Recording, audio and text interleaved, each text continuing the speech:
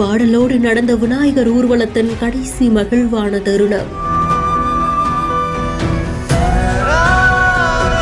ஐயோ, அந்த container lorry கூட்டத்துக்குள்ள வருதுன்னு சொல்லி முடிக்கிறதுக்குள்ள இத்தனை உயிர் பறி போயிருச்சு. ஆம்புலன்ஸ கூப்பிடுங்க, எத்தனை உசிரை காப்பாத்த முடியுமோ காப்பாத்துங்கன்னு பதை போடு திக்கு முக்காடி போன மக்கள். கர்நாடக மாநிலம் ஹாசன்ல தான் இப்படி ஒரு மோசமான சம்பவம் நடந்திருந்திருக்கு. விநாயகர் சிலை விஜர்சனம் ஊர்வலத்தப்போ ஒரு கண்டெய்னர் லாரி ஊர்வலத்துக்குள்ள திடீர்னு நுழைஞ்சு கோர விபத்து ஏற்பட்டிருந்திருக்கு. இந்த விபத்துல கிட்டத்தட்ட 8 பேர் உயிரிழந்ததாகவும் 15 பேர் காயமடைந்ததாகவும் சொல்றாங்க. காயமடைந்தவங்க உடனடியா காப்பாற்றப்படணும் அப்படின்றது மருத்துவமனைக்கும் அனுப்பி வைக்கப்பட்டிருக்காங்க.